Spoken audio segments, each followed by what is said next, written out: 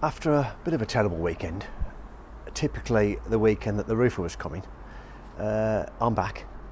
So let's have a look at what he managed to get done.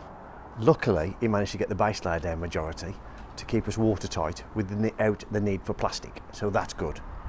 And I will show you inside and tell you what I'm up to next.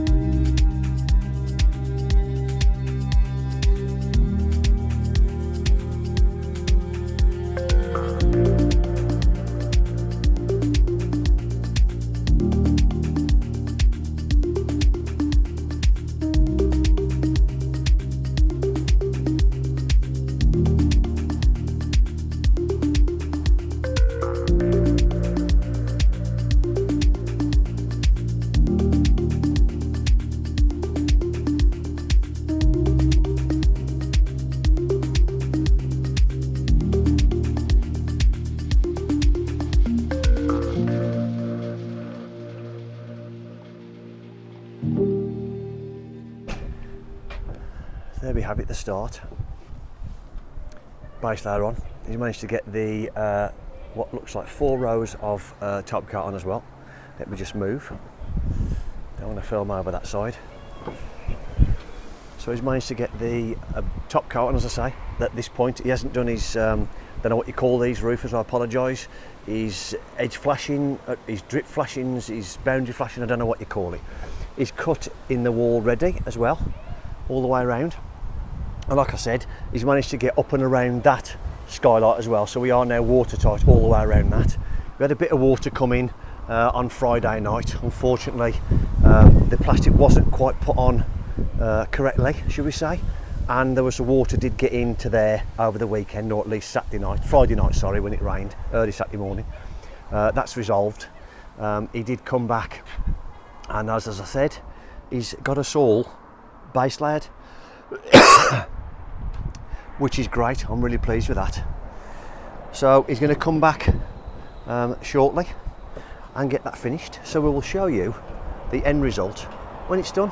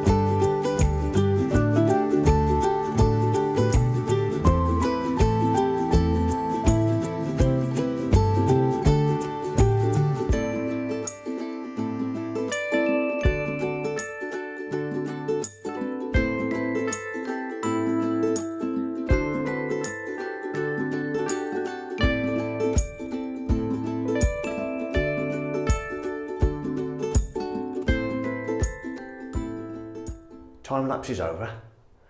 All the chip liner is installed.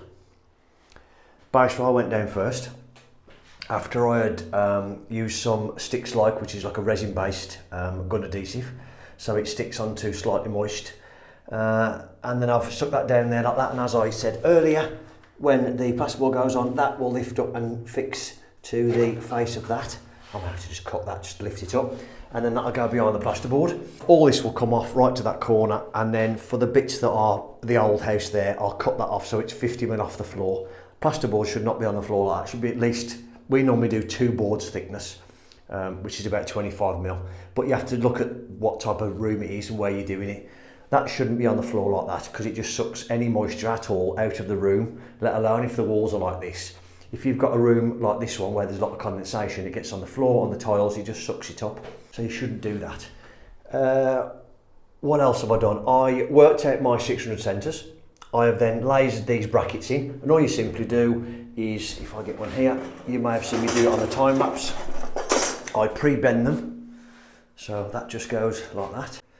And the reason I pre-bend is to stop it putting more stress on the fixing when you come to the point of bending. So I do that like that, and then what I do, I get my laser on my mark, and I've got my marks up there, look, and I'll put that on the wall. This is 2.1, so that's at 700 and 1400. I think it's a maximum of 900 apart for these brackets.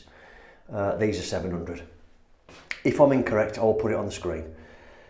These get fixed on centre then. I've just used 40mm hammer fix right in the centre of that, and that is plenty, because it's not going to carry anywhere other than it just holds this bracket in place. Once you've done that, you can then go ahead if you want to and fix your tops, but what I like to do is when I come to put my boards on, if I, for example, this is the centre of a board and I'm a little bit out, I can sort of tweak that over a little bit and then put my fixing in if I want to. I just think it's easier. Plus the fact you haven't got excessive sort of screws in there for it to sort of stand off the plasterboard as well, even though I've had to do it there. Looking at that, what you do here is in your corner, you fix your bracket like that as you do normal, as you can see there, look. But what you do on this one is you put one fixing into there and then you fold that one over the face. Now you just have to be careful when you put this one on. You just have to make sure that when you eye your bracket through, it doesn't twist it, because it will try and bend at these sort of VD tents there, look, here. So you just have to hold onto it tight and push it over, and then I'll put 2 screws in. Just put loads of pressure, pull it forward and clamp it in. Now you would have seen me putting these fixings and then using the level. The reason for that is because if you look, well you can't see it, but in here is a raised, like an indent and a raised bit on the side, like a rib. What you want to try and do if you can is get the self-drilling part of these are called button screws with a wafer head on them. You can see it's like a wafer thin there. There's an indent there. Try and get these into that so it doesn't move all over the place. What I tend to do is I tend to put one side on first, then the other side, so I can make sure it's not twisted around like that. Get that one on, and then what I'll do is I'll get my level on, put pressure on both of them to make sure this doesn't go like that when you put the bottom one on. So that's what I was doing there. All I've done here is I've put one on either side of my reveal. I've made sure I'm 10mm past. Although 10mm past, I want to make sure I'm not touching brickwork, because my intentions here are to get a insulated plasterboard onto the reveal there. Now yes, we will lose some of the window reveal, but I'd rather do that than not have any insulation at all on here. And it's 10mm away, because what I'll probably do is I'll probably just fix this on with the gunnable foam, which is going to be better than using dab. And then we can obviously put an adhesive against the windows on a mastic to seal it in. What I've got left to do here now is get a piece of track and put it across here. And all you do with the track is you just literally get this track like this, look, and then you just cut out the internal part, fold it out the way, and then it just sort of sits over like that. And then the inner part that you bent up gets fixed into the face, and then I'll just put an upright in there because my 600 is there, so I need to put that one in, and then it goes 600 there then, so that's okay. I was lucky on here because that's all caught on this. I've put loads of 80mm and 60mm hammer fix, as you can see, into the batten all around there. I haven't done any of these ones yet at all. I've only done that one and that one because I was fixing to this and I wouldn't get in after. I will now, however, and I've already noticed that that was flat, but from that one to that one, that is bellying down, but there is a gap. So what I'll do is I'll use some 3" 10s or something. I might even take that little bit of a packer out there and pull that up. 2" 10s should probably do it actually. So I'll do that. Apart from that, that's good to go, and it is unbelievable how solid this stuff is. Considering how flimsy it is, when you put these brackets on, it really is ridiculously solid. And I can only say that from experience of using it a few times now, when you put your plasterboard on here, especially if you're going to put insulated plasterboard on, we are not on this in this instance. We're going to put 25mm in here. I am not going to insulate the ceiling. I'm just going to vapor barrier it, because with 150mm on top of there, I don't think it's necessary. So there we are. We will leave that for now, and next time we come back, we'll be insulating that, and no, we won't. We'll be first fixing this, and then looking at insulating. Well, that little bit of footage there is me putting the gyp liner in. I've talked you through the bit of a do's and don'ts and what I like to do. However, we had another day since then, and we've cracked on with the first fix. Couldn't really film it because there was myself and Craig in there, and it's a bit tight, and it's a little bit dark as well because, well, the weather's turned and it's into autumn now. So I've put my lights in there now. So let's have a quick look what I've done very briefly, I promise. And then I'm going to crack on there and start doing things like plywood in the walls, the back wall to take the kitchen cupboards, because British Gypsum have specified, or said, should I say, after a technical question, that this isn't structural, which I knew anyway, and there isn't any detail to hang cupboards off it. So my idea is 3/4 ply fixed to it, sitting on the floor, and do it that way instead. So let's have a quick look at that, and then I'll crack on with some work.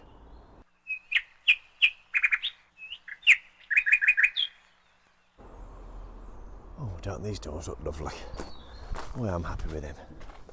Right, let's have a quick look.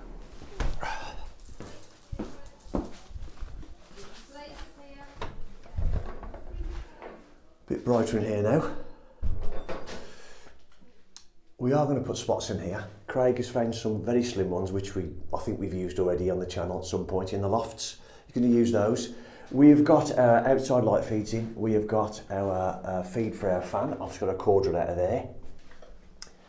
We have sockets under cupboards. We've got boiler feeds. We've got double sockets there. We have got a feed down there for the washing machine, which is going on one of the cupboards. And we have got manifold feed. We have brought all of our, I can't show you over there, in that corner over there, pointing straight at the light. We've gone through into next door to ready to run the ends for the feeds for in there. Stopped within our 150 zone. As you know, it's a concrete ceiling, so we couldn't put it in the ceiling void. What I decided to do was, rather than running along the top of the door there, I've cut this back a little bit and then run it and clipped it in some banding on the ceiling instead, again within our 150 zone, and I'll board that over. That's, in my opinion, I said to the Spark, that's what I prefer to do, rather than trying to come along here. I just didn't like the idea of being close to these beads and what have you, because again, that would be within the 150 and it's right next to the board bead there, and we're going to rebead and skim that, so I didn't want it. Switches here for lights, fans, security lights, and that is our isolation for, I think, the fan. I may stand corrected, it may be the security light. I think it's the fan though. And then what we've done is we've gone through here, gone down the back of that box in there, majority, and through here, core drill through there. That's where the board is in there under the stairs. But rather than, I know that's in the 150 of the boxing, but again, because I've got the opportunity, I'm just going to extend this box now a little bit, just to cover these cables in. Again, that's what I just prefer to do. So that's it. We can now crack on. I've got my insulation cut with 25mm Kingspan, which is all we've allowed ourselves in here, because any more than that would be too far out, and well, we'd start restricting this already small room. In my opinion, this is 100% better than it was before. So I'm going to get this on, get it taped to full, which will then form my vapor barrier. And like I've already said, I'll then put my plywood on mastic on here, and then sit it on the floor, which will then carry the weight, and then I'll fold that up the face, staple it, and then put the plasterboard on, and then get all these walls done. I'm probably going to core drill that today, and I'm going to core drill out there to take the gas mains feed to come in, which starts next week. What I mean by that is the boiler will be installed. Matt will be plastering this week, and it might be in this episode, or this might be the end of the episode before. I don't really know. We'll have to wait and see.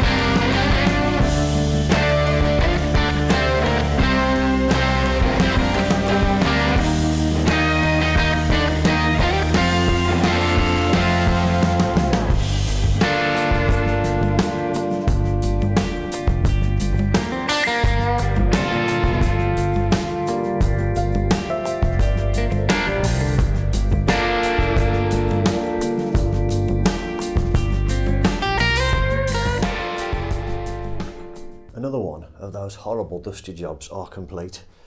3 core holes, one there for the gas, new gas feed, one there for the underfloor heating to come from where it's going in, and the manifold's going there. So that's the hole just down there that you can see. And then one up here for the extractor. That's ready to go as well. That's the one that created the most dust. And before the comments start coming in, I did have a look at dust extraction for core drills. And to be honest, the ones that I found were very, very expensive.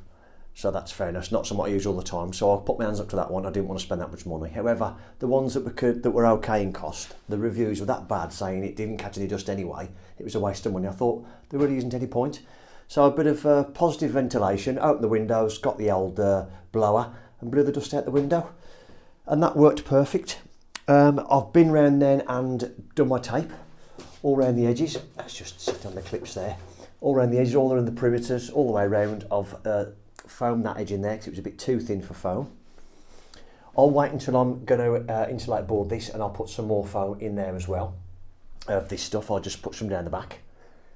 And like I say, I've done all the way around the perimeters. I've then filled the holes full of foam and then gone over the top with tape, ready for Craig to come back and cut it all out anyway when he puts his boxes in. But you know, we can try, can't we? We can but try.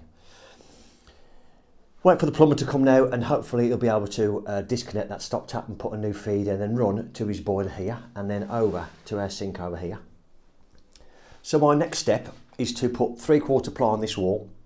I'm going to use some sticks like, stick it onto the uprights just to stick it on, and I've got some self-drilling screws.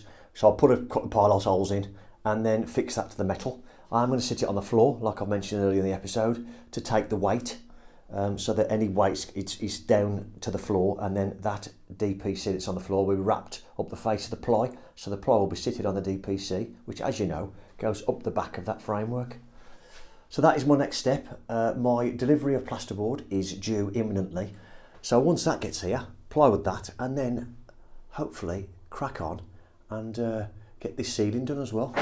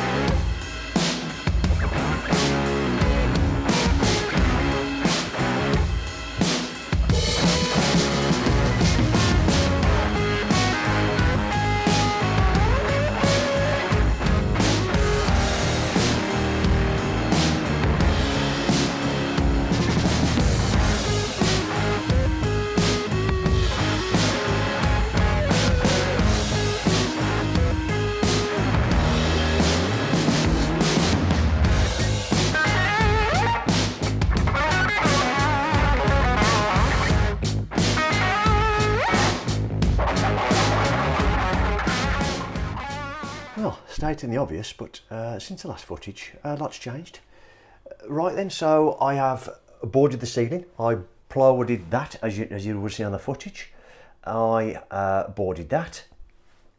I've then boarded this, boarded the ceiling, and then what I've just done is I have made this box wider to cover up the cables that I talked about, rather than having a 150 zone down there for the electrics. So I brought the boxing out because it's going to have no impact at all on this, because it's behind the door, nothing else can go there. So I thought I'd do that. It just looks tidier, and I'm more happy with no cables down there. Keep them up out the way.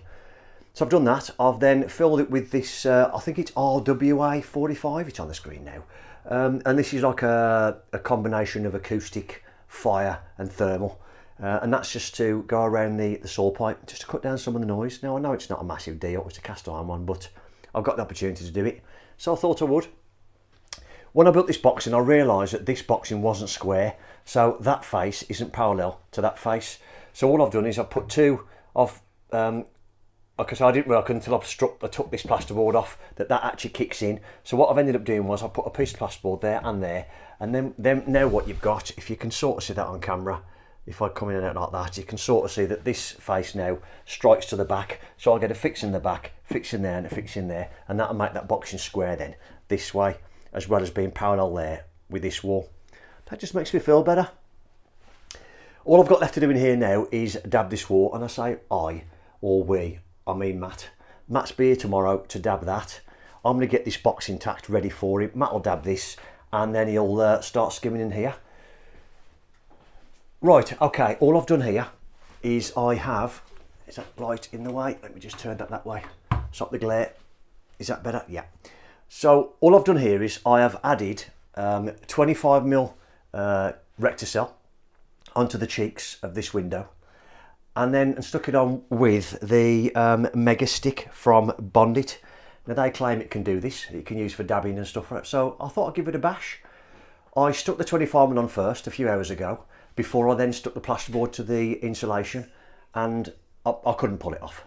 So I'm more than confident that that has stuck.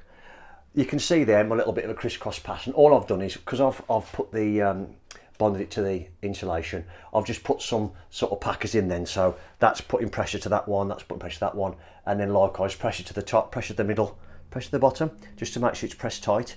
I will show you tomorrow how well it's stuck. But like I just said, I tried to get the 25mm, like get my fingers behind it to pull it off the brickwork, and it was not coming off. I mean, let's face it, worst case scenario is I've got to cut it back and I've got to double dab it. It's not a massive deal, but I wanted to insulate these cheeks with it being 9-inch. I've already asked for a 15mm knock-on to the sides and the top of the window that's going there to accommodate me now pulling these reveals in. But I think that was worth doing. So I've done the top as well, but then I managed to, what I've done, as you can see, I left my boards too short because I then forgot I was doing this 25mm. But luckily I hadn't put the top on, so I was able to dab that with 25 and then put my board on after. So I am happy with that. I'm going to make sure it's all clean in here before I go, but ultimately I need to get this tacked ready for Matt for tomorrow. So I'll get that done, and then I'll get myself out of here.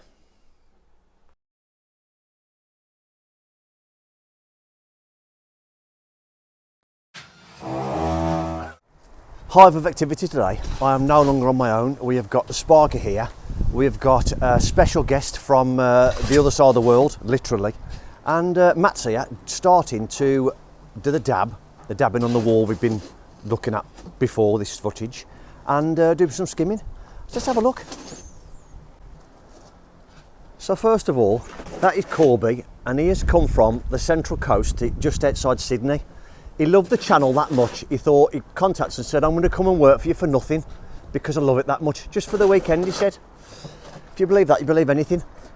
He's over here playing rugby with his other half for the season, Corby, is that right? Yeah, for the season. Just for the season. Yeah. And he wants to just do a little bit while he's here, so we said, well, come with us then, because he plays with Matt, because Matt plays rugby, if you didn't already know.